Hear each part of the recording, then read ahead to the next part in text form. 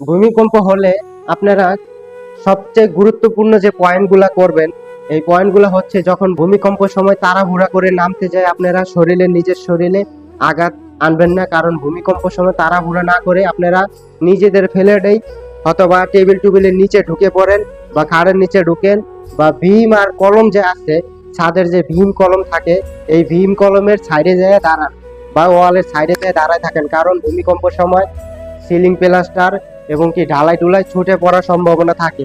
ভূমিকম্প সময় যদি আপনারা লিফটে নামতে যান তাহলে এটা আরো রিস্ক বেশি হয়, কারণ লিফট আপনার ভূমিকম্পের সময় ছিঁড়ে যাওয়ার সম্ভাবনা থাকে।